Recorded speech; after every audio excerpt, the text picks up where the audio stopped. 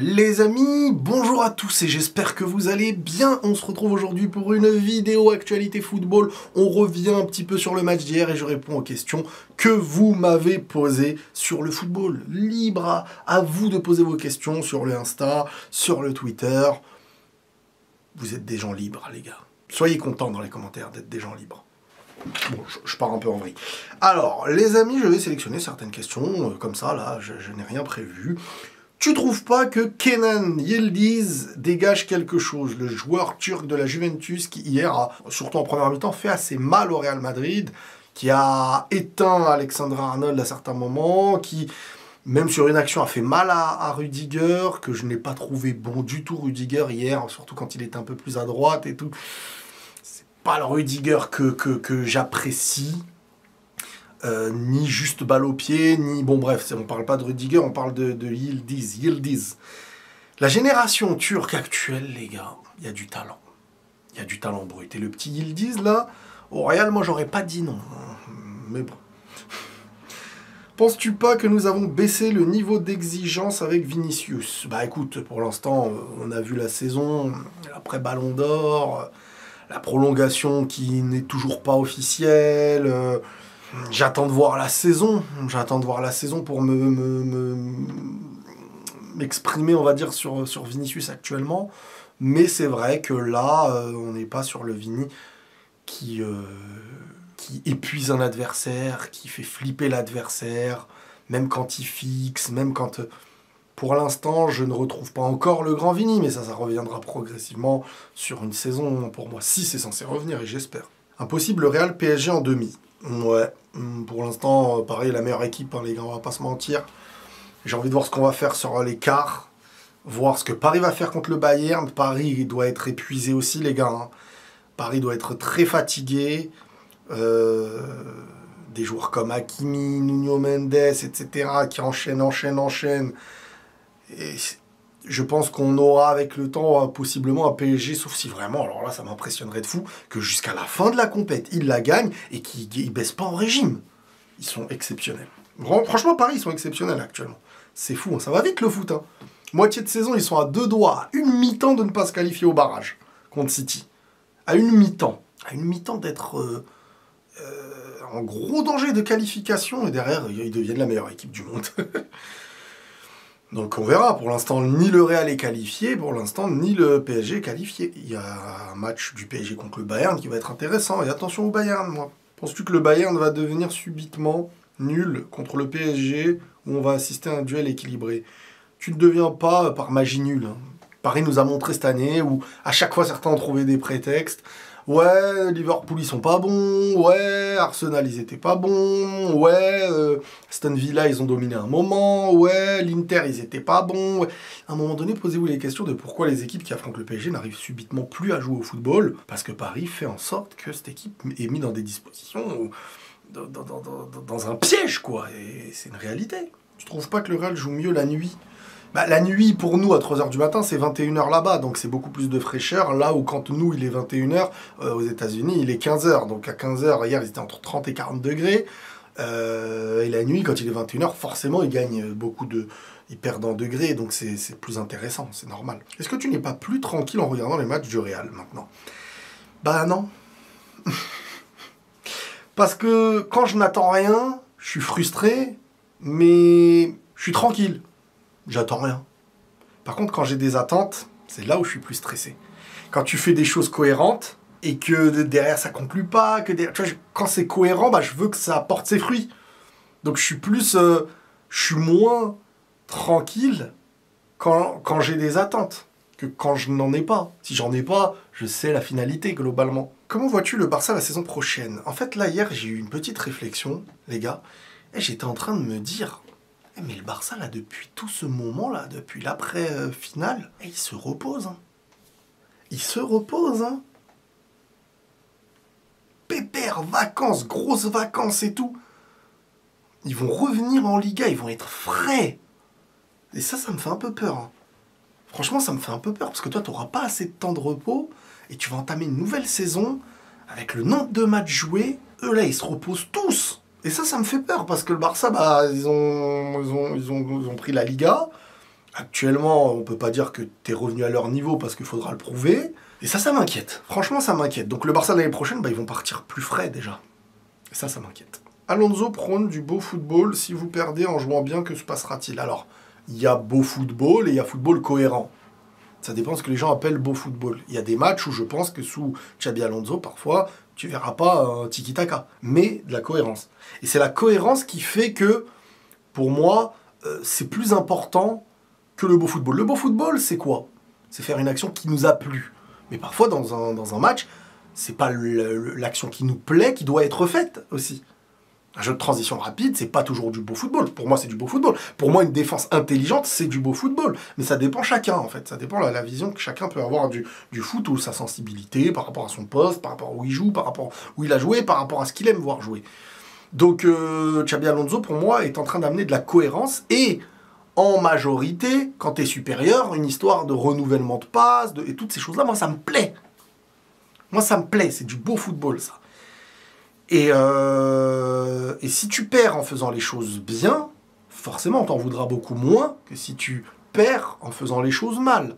Mais après, il y a des matchs où tu vas te rater. Enfin, j'espère pas, mais c'est la logique aussi. C'est progressif. Donc, qu'est-ce qui se passera? Il se passera que ça dépendra de ce que tu es sur la saison, tout simplement. Regardez le Barça l'année dernière, il y a déception de leur part, grosse déception d'être éliminé, mais il y a une satisfaction sur la saison. Déjà, tu ramènes des titres, tu bats le Real, et en même temps, le supporter, ils sont là, quoi. Ils sont en train de se dire, mais c'est pas grave, ça y est, on est remonté, on est haut, on est au plus haut niveau. Il n'y a pas de galère. Et le Real, c'est ça. Mais le problème, c'est que le Real gagnait. Le Real a une nouvelle mission.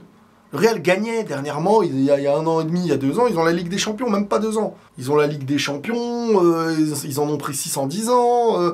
Le Real gagnait. Maintenant, le Real doit se restructurer pour gagner avec une méthode, une nouvelle manière, parce que tu n'as plus les mêmes joueurs, tu n'as plus les mêmes leaders, etc. Est-ce qu'il y a un monde où existerait une vraie concu entre Mbappé et Gonzalo? Pas encore. Je vois beaucoup de gens, les gars, je vais casser un peu votre joie. Gonzalo se bat pour être en équipe première, ce qui veut dire en équipe avec le groupe. Gonzalo ne se bat pas encore pour être un titulaire au Real. À moins que Vini parte et Rodrigo parte. Mais, ou que Mbappé parte. Mais Mbappé, on sait qu'il n'y a pas de débat sur l'idée qu'il part ou pas. Il y a un questionnement moindre pour Vini que pour Rodrigo. Mais Vini n'a toujours pas prolongé. Le mercato n'est pas fini. Moi, je n'assure rien à 100%. Hein. Je ne peux pas vous assurer des choses à 100%. Ça vient pas de Madrid, hein, ce que je vous dis. Hein. C'est moi. Et Gonzalo, normalement, va être avec le groupe. Et va être un joueur à profil Joselu, qui rentre en cours de jeu. Et ceux qui s'attendent à l'avoir titulaire indiscutable sur la saison, à la place de qui? Du meilleur buteur de la Liga? Du soulier d'or? Vous vivez dans une dimension. Aucun coach sur Terre, aucune équipe sur Terre ne ferait ça. Et puis Gonzalo a encore des choses à prouver. Il est tout jeune. Il vient possiblement de gagner une place avec un groupe. Et ce qu'il fait, c'est hyper intéressant. Mais sur une longue saison, est-ce que titulaire, indiscutable, les gros matchs, Ligue des Champions, machin, il va porter? Je sais pas, peut-être. Et je lui souhaite, parce que c'est de la bombe, ce gars-là. Je suis très content. Mais il faut aussi être réaliste. Et on sait très bien que c'est un remplaçant. Pour l'instant. Penses-tu que l'idée de Hakimi Ballon d'Or devient de plus en plus probable ou bien il en a aucune chance? Il mérite. Faut pas se mentir, il mériterait le Ballon d'Or. Hakimi, c'est vrai, c'est un nom qu'on n'a pas beaucoup évoqué, mais sur la longueur, du début à la fin de saison. Du début à la fin de saison. Meilleur latéral droit du monde, voire l'un des meilleurs joueurs du monde actuellement. Et il mériterait, Dembélé mériterait, Vitinha mériterait. Il n'y a pas de galère là-dessus. Hein. Il n'y a pas de galère là-dessus. Pour moi, personne aujourd'hui qui a suivi la saison d'Hakimi peut dire Hakimi ne le mérite pas. Maintenant, est-ce qu'il l'aura? C'est un autre sujet. Comptes-tu réagir à la nouvelle saison de Squid Game? Les gars, préparez-vous. Il va y avoir sur ma chaîne Red Crit TV les reviews de la saison 3 de Squid Game, bien entendu, et ça se fera par 2 épisodes par 2. Donc il y aura 3 vidéos, l'épisode 1 et 2, l'épisode 3 et 4 et l'épisode 5 et 6 de la saison 3 de Squid Game. Soyez attentifs, on va essayer de bosser ça. Ça arrive très vite. 0 minute pour Rodrigo, ça sent la fin.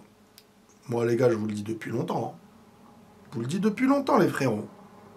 Pourquoi tu t'acharnes derrière Trent alors qu'hier c'est grâce à lui que le Real a pu s'imposer? Voilà, c'est ça le problème de beaucoup de gens. Si on me dit qu'Alexander-Arnold, cette saison, va mettre 20 passes décisives, dans les plus gros matchs il est le passeur, ben, je me dis ok, il n'y a pas de problème. Mais pour l'instant, c'est pas parce qu'il a fait un beau centre, une passe D. Alexander-Arnold, c'est pas comme un attaquant. Tu lui demandes pas, s'il fait une passe D, il a réussi son match. Un attaquant, il te fait gagner son match en marquant, il a fait gagner son match, c'est son rôle. Alexander-Arnold, son rôle, c'est pas, t'as fait la passe D, donc t'as réussi ton match. Et c'est là où parfois, des fois, ça me dérange quand on est aveuglé parce qu'il y a eu une chose positive. Comme je vous dis, il y a des postes, c'est différent. Il y a des postes, c'est différent. Un gardien ne peut pas faire un vieux match, donc encaisser plein de buts, et faire un arrêt et dire t'as fait un bon match. Un attaquant, son rôle, c'est de te faire gagner à travers les occasions. S'il te fait gagner à travers les occasions, un attaquant a fait un bon match. Maintenant, t'as des joueurs où on leur demande plus que ça parfois. Des Mbappé, des Benzema, des Vini, Ok, t'as fait gagner, mais pas trop aimé parce que toi t'es tellement un joueur dans un autre univers que tu peux faire gagner, mais il faut aussi que dans le jeu tu sois machin. Alexander-Arnold, moi j'attends qu'il prenne beaucoup plus les espaces, j'attends qu'il mette de l'énergie, quand il fait une passe qu'il se mette à cavaler, j'attends que... Parce que défensivement, on lui demande pas trop de défendre dans une compo comme celle-ci. Là où tu te retrouves à 3, parfois, tu es revenu à 4 parce que le coach a compris des retours que j'ai eus. Le coach Xabi Alonso a compris, je ne sais plus si c'était pendant la pause boisson ou pas, que côté Juventus, il n'y avait qu'un seul joueur qui pressait. Et c'est ce qu'on m'a rapporté, les gars. Donc c'est intéressant tactiquement comment Xabi Alonso mène son équipe au changement, même pendant les matchs. Il partait pour jouer à 3, et en se rendant compte qu'il n'y avait pas 2 joueurs qui pressaient, mais un seul joueur qui pressait côté Juve, au moment de la cooling break, là, je sais pas quoi, la pause boisson, et ben, il a décidé de repasser à 4 et de faire monter Tchouaméni, et voilà. Mais Alexander-Arnold, même quand c'était à 3, alors peut-être qu'il est cuit, hein, et j'espère que c'est ça, je trouve mais je le trouvais pas assez mobile, pas assez en déplacement. Et vous pouvez pas me la faire à l'envers, je suis ce joueur depuis très longtemps. Il est dans l'énergie. C'est un mec qui tacle, c'est un mec qui cavale, c'est un mec qui... Mais bien sûr, il y a aussi... Après, il est pas favorisé. Côté droit, c'était un peu désertique. Hein. Parce que Gonzalo n'allait pas trop à droite. Vini était entre l'attaque et à gauche. Et derrière lui, tu avais souvent un Rudiger. Ce qui fait que tu avais possibilité de construire avec le milieu, mais il n'utilisait pas assez l'espace, pour moi. Et... je trouvais comme s'il était malade, donc possiblement la chaleur, entre 30 et 40 degrés, ce que je peux comprendre après une saison de je sais plus combien de matchs, avec Liverpool où ils ont gagné la truc. C'est un joueur, je l'ai vu à Liverpool, ça me rassure de me dire que je sais de quoi il est capable, mais pour l'instant, les gars, il faut aussi qu'on soit réaliste. Pour l'instant, Alexander-Arnold, si vous me dites que vous n'en attendez pas plus, moi j'arriverai pas à comprendre alors en fait. Parce que s'il reste comme ça, moi je préfère remettre Carvajal. Si je vois exactement, il me fait une saison comme les matchs que je viens de voir, ce qui n'aura pas lieu, j'imagine. Mais je prends vos mots là, je réponds à une question qui vient me dire, entre guillemets, je suis dur avec Alexander-Arnold. Ce qui veut dire que vous êtes satisfait d'Alexander-Arnold. Et si vous êtes satisfait d'Alexander-Arnold, c'est-à-dire que vous pouvez estimer de le voir à ce niveau-là sur la saison. Et moi, je veux dire, quand on a un Carvajal à côté, on sait de quoi il est capable, non, je m'attends à mieux. Je m'attends à mieux. On parle d'un grand joueur, les gars, là. Un joueur star. Donc, bravo pour sa passe D, parce que c'est bien. Et ça va être de la bombe d'avoir une patte droite comme lui. Mais, je n'attends pas que ça, Alexander-Arnold. Que penses-tu de l'attitude de Mbappé lors du match d'hier? Agacement, frustration. J'aime pas. Hein, je vais pas vous mentir, j'aime pas ce genre d'attitude, même si j'ai déjà vu des joueurs comme Cristiano et tout. Moi, ça me gêne pas quand un joueur peut avoir ce genre d'attitude dans un match où il est en sur-effort, de la première à la machin, tu vois, il veut et ça pousse les autres à faire bien et tout. L'entrée d'hier d'Mbappé, je le sens encore un peu cuit. Et il rentre à je sais pas combien de degrés. Il n'était pas titulaire, donc forcément il n'était pas à 100%. Et ouais, de toute manière, je l'ai dit hier, j'ai pas aimé son entrée. Et les agacements, les choses comme ça, encore moins. T'es dans ton match, vous êtes un groupe uni. Ça me gêne pas d'avoir des attaquants, Vini, lui, machin, qui des fois... c'est ça le foot, les gars. Ça me gêne pas. Mais pas dans un moment où tu viens de rentrer en jeu, donc t'es frais mentalement, en fait. T'es frais mentalement... tu rentres en jeu, normalement, tu recadres plus que d'autres doivent te recadrer. Et hier, pour moi, dans son entrée, c'est pas à lui de...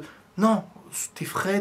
Et pourtant, Kylian, il a les deux attitudes. Des fois, il ne rentre pas dans la provoque, des fois, il ne rentre pas, il garde le sang-froid. Et c'est ce que j'aime bien chez lui. Et des fois, tu sens qu'en fait, il veut vite prouver, il veut que son entrée se passe bien. Et des fois, il y a une précipitation qui fait que bah peut-être, mais après ça reste aussi dans la réalité du foot, hein, c'est des choses qui existent. Mais ce qui me dérange, c'est que le moment où il fait ça, il oublie que le ballon arrive. Alors derrière, il a pressé, il l'a récupéré, mais s'il fait pas ça, il peut peut-être aller directement vers le ballon. Et ça, faut pas qu'il ait des pertes de concentration comme ça à ce moment-là. Avec Gonzalo, tu crois que Hendrick a encore une place au Real? Je pense que Hendrick, Xabi Alonso va savoir quoi en faire, sauf s'il est prêté. Mais je pense qu'il va savoir quoi en faire. Hendrick, je le vois beaucoup plus dans l'idée de l'entrée en jeu agressive, qui peut même parfois être un peu plus sur le côté droit, où tu lui dis vas-y, mets de l'excès d'agressivité, mets de l'excès d'énergie, parce que tu viens de rentrer, l'équipe est un peu plus fatiguée, tu vois, plus dans cette demande-là, là où tu demanderas beaucoup plus de finesse et de finalité à un Gonzalo. Camavinga perd-il des points pour être dans le 11 ? Ou alors l'utiliser en piston? Je pense qu'il faudra quand même faire tourner dans une saison comme ça, et j'attends beaucoup de Camavinga sous Xabi Alonso. Franchement, je pense que côté gauche, peut faire des choses en mode 3 défenseurs et lui, il se retrouve, ou même au milieu. Non, moi, j'ai beaucoup d'espoir sur Camavinga cette saison, les gars. Surtout, les gars, comprenez que tu vas perdre Bellingham un bon moment. Donc Camavinga, ça va être important aussi. Valverde ne serait-il pas la pièce maîtresse de Xabi? Mais Valverde est la pièce maîtresse de tous les coachs, en vrai. Sauf quand tu dois faire de la compensation, bah vu que c'est ta pièce maîtresse dans... Enfin, vu que... C'est pas ta pièce maîtresse technique, mais c'est ta pièce maîtresse de... C'est un monstre du milieu, en fait. Mais il lui faut à côté des joueurs qui favorisent la prise de balle, la technicité, l'aspect créatif. Franck Garcia, c'est soit passe en retrait, soit centre à l'aveugle. Comment tu peux être satisfait? Parce que je ne m'arrête pas qu'à ça. Je vois chez lui de l'utilité dans le système à 3. J'en fais pas un titulaire indiscutable, parce que si Carreras arrive, ce sera un remplaçant, mais qui apporte des choses qui conviennent à un système à 3 défenseurs et des mecs sur les côtés qui peuvent être beaucoup plus haut, beaucoup plus dans le pressing, beaucoup plus dans un aspect de dédoublement. Et oui, hier, il a raté un centre ou je sais pas combien. Oui, des fois, il se précipite. Ça a la Juve en face, les gars. C'est pas non plus le dernier du championnat. Tu t'es pas amusé, ils ont reculé, ils ont beaucoup défendu. Leur gardien a fait combien d'arrêts? Et la passe en retrait, bon, après, des fois, c'est un peu normal aussi. Hein. Alexander-Arnold n'a fait que ça aussi dans beaucoup de moments. Mais je suis très satisfait malgré tout des 2 derniers matchs qui nous sortent. Parce que toi, tu t'arrêtes à ce qu'il a raté. Moi, je regarde ce qu'il a apporté. Maintenant qu'on est qualifié en quart de finale, tu penses quoi du Real Madrid? Bah, ils sont en train d'offrir ce que je voulais. Une transition vers un schéma où on voit des choses qui sont en train de se passer. Ça me fait plaisir. Tu vois le Real Madrid passer devant Dortmund? Bah écoute, Dortmund, c'est prenable, les gars. Je veux dire, oui. Moi, j'attends que le Real passe face à Dortmund. Et après, le tour d'après, là, ça va devenir beaucoup plus compliqué. Mais là, j'attends quand même que le Real passe devant Dortmund. Honnêtement, c'est quelque chose que j'attends. Gonzalo Garcia apporte un équilibre que Mbappé n'apporte pas, qu'en penses-tu? Mais après, les gars, Mbappé, on l'a pas vu sous Xabi Alonso, les gars. Vous avez vu une entrée d'un Mbappé dans un match où tu mènes 1-0 et t'es beaucoup plus amené à défendre qu'à prendre des risques. Dans un match où il fait 30 à 40 degrés, là où Mbappé n'a pas pu être titulaire parce qu'il était encore un peu malade. Donc si sur ça, vous avez le jugement d'un Mbappé que vous décidez de retirer sur une saison, les gars, ça me ferait peur d'être coach avec vous. Enfin, que vous soyez mon coach. C'est... Mbappé est le joueur qui a porté dernièrement le Real. Hein. C'est une réalité. C'est la réalité offensive. Si t'as pas un grand Vini, imaginons dans certains matchs, Gonzalo, oui, il peut marquer, il peut... Mais des fois, t'as besoin d'un joueur mondial quand même. T'as Mbappé dans ton équipe. Je sais pas comment les gens, vous avez réussi à être influencés dans l'idée, limite, que Mbappé, faut pas qu'il joue. Mbappé, s'il joue, je suis pas content. Vraiment. Vous dites, je fais le défenseur d'Mbappé, allez voir ce que je disais en première partie de saison. Non, tu ne défendais pas Mbappé. Bah voilà, donc, mais là, faut pas non plus être aveuglé et prendre des décisions d'une saison d'un Mbappé que vous avez vu jouer 10 minutes sous bactéries, à 40 degrés, dans un match où ça y est, tu t'es amené à beaucoup plus facilement défendre pour assurer ta qualification. Courtois est plus fort que Neuer sur sa ligne. Bon, alors, les gars, Neuer pour moi est le meilleur gardien de l'histoire, hein, c'est très simple. Donc je sais pas, ligne, pas ligne, machin. Mais Neuer, les gars, pour moi, c'est le meilleur gardien de l'histoire, je suis désolé. Je parle de Neuer Prime. Parce que là, peut-être que des gens n'ont peut-être pas connu le Prime, ont vu le foot à une période où ça y est, Neuer n'impressionne plus autant. Neuer, les gars, pour moi, il n'y a pas de débat. Tu n'as toujours pas répondu au sujet de la situation de Carvajal. Carvajal, on ne l'a pas vu jouer. On ne connaît pas son état physique encore. On verra. Alexander-Arnold peut être une solution au milieu. Alexander-Arnold peut être beaucoup de solutions, voire aussi tourner parfois. Et Carvajal jouerait. Après, tu verras dans le système A3.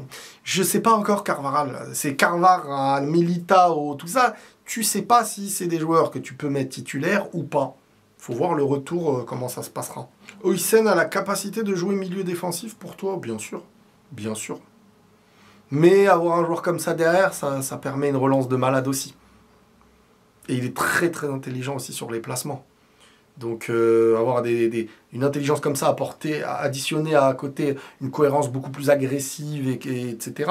Tu vois, un Asensio vraiment au niveau, concentré, qui évolue, ça pourrait être hyper intéressant avec un Huyssen, par exemple. Tu ne trouves pas vicieux la façon des gens d'utiliser Gonzalo pour tenter d'attaquer Mbappé? Moi, je pense que vous vous êtes fait barber, ou vous vous comportez. Je dis pas ceux qui analysent. Dans l'analyse, vous avez le droit de dire Mbappé, on trouve ceci, cela, il n'y a pas de galère. Mais tous ceux qui ont réussi à créer de la détestation, faire de Vini contre Mbappé, Mbappé contre Vini, faire de Mbappé, vous détestez vos joueurs de ce club qui kiffent le Real depuis que c'est un gamin, qui rêve du Real depuis toujours. Vous êtes tombé dans le panneau des autres. Parce que, Paris, les gars, Paris, ils ont admiré Mbappé jusqu'à sa volonté de départ. Ça a tapé plus sur Neymar, ça a tapé plus sur Messi, ça chantait pas avant les derniers moments où il y avait confirmation qu'il partait, ça allait pas devant sa baraque pour lui dire bye bye, ça l'insultait pas, ça a fêté sa prolongation, et la haine que par la suite ils ont pu avoir et qui peut se justifier, attention après ça c'est entre eux, vous avez décidé de vous faire engrainer. Sauf qu'il est chez vous.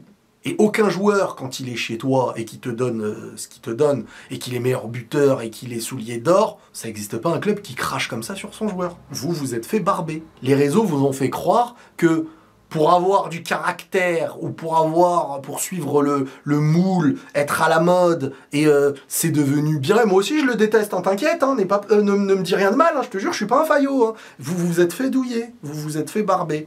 On descend vos joueurs, on descend des joueurs de votre club, on les écrase et on vous dit pour être un bonhomme, faut l'écraser. Hein. Pour être connaisseur de foot, faut l'écraser. Hein. Je ne parle pas d'analyse. Hein. Celui qui a de l'analyse cohérente, qui me dit là Mbappé j'aime pas ça, parce que là-dessus moi je peux pas, il n'y a pas de galère. Mais vous vous êtes fait barber par les autres qui l'adoraient, et qui, quand ils savaient qu'ils allaient le perdre, et qu'il y a eu des histoires et tout, ils se sont dit ok. Et moi, j'ai pas envie de me faire barber. Moi, je préfère réfléchir par moi-même, avec mon propre cerveau. Voir ce que j'aime, ce que j'aime pas. Première partie de saison, j'ai été dur. J'ai dit, hey Kylian, à un moment donné, ça devient un poids. Faut le mettre sur le banc pour moi. Quand j'avais vu dans une interview, je sais plus où, faut faire autour de lui, je disais non, c'est à lui de s'adapter aux autres. C'est pas aux autres de s'adapter à lui qui n'est pas au niveau. Mais maintenant qu'il est au niveau, maintenant qu'il est meilleur buteur, maintenant qu'il t'a porté sur une deuxième partie de saison, maintenant qu'il a été de la meilleure individualité, il faut faire les choses bien, intelligemment. Et vous faites engrainer en mode ah non, Mbappé, truc, les gars, je suis avec vous, hein. Moi c'est comme ça que je le vois, peut-être que je me trompe. Bref, prenez tous soin de vous les amis, et la paix sur vous.